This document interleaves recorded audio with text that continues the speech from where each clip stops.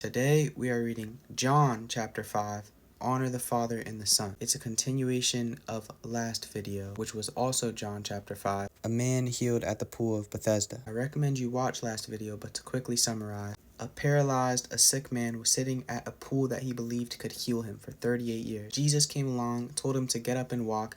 Boom, he could get up and walk, he was healed. But this man abandoned Jesus, didn't even say thank you. He was strutting in town, and people were telling him, stop, what are you doing? It's the Sabbath, you can't be walking. Once again, he is an outcast because he's not doing what society would consider to be good. But being an outcast again, Jesus found him. Now the man can finally give his thing, and Jesus told him to sin no more. Then verse 15, which ended that part, says, the man departed and told the Jews that it was Jesus who had made him well. Finally, we can get into part 2, which starts at verse 16, saying, for this reason the Jews persecuted Jesus and sought to kill him, because he had done these things on the Sabbath. They've begun persecuting him. But Jesus answered them, my Father has been working until now, and I have been working. Jesus is basically saying, do you know who I am? I am the Son of God.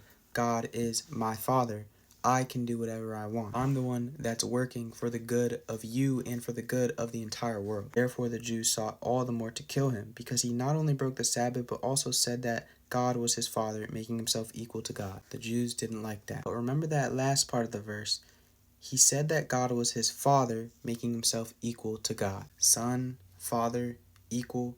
That's very important for the following verses. Then Jesus answered and said to them, most assuredly, I say to you, the Son can do nothing of himself, but what he sees the Father do. For whatever he does, the Son also does in like manner. Fathers are role models. Ideally, they are good ones, but they can be any type of role model. It is a father's job to bestow his manhood, his character on his son. So hopefully that father is a great guy, and hopefully that son can grow up to be a great guy as well. The cool thing is, God is the perfect guy.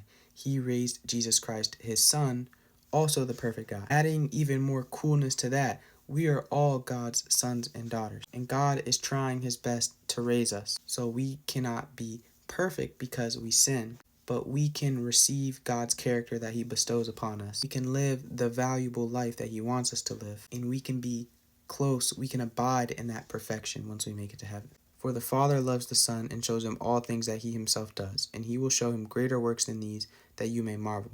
For as the Father raises the dead and gives life to them, even so the Son gives life to whom he will.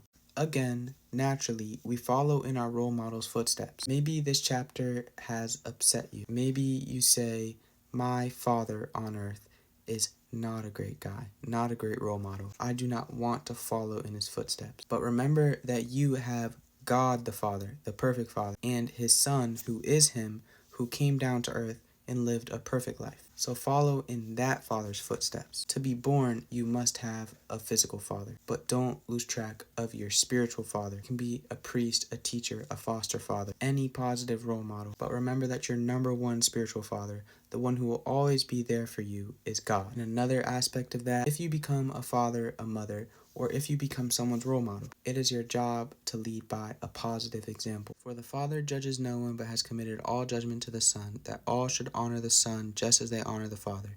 He who does not honor the Son does not honor the Father who sent him. One thing my dad has always told me, he normally says it when I'm about to go out or where he can't supervise me, is remember your last name. Remember the name that you carry. As I go about my day-to-day behaviors, as I'm talking to strangers, I carry my last name, my family's name wherever I go. I'm a representation of my family. I don't want to represent my family in a bad way. If I have the blessing of being a father one day, I want people to say good things about my children. I don't want them to say bad things. You can think about that physically with your earthly father, and you can think about it with God the Father. Everywhere you go, you are a child of God. Everywhere you go, you represent Christ. Of course, we are all sinners, but don't be the sinner that steers people away from our faith. Be the child of God that invites people to the faith, that shows them God's love. Remember who you are.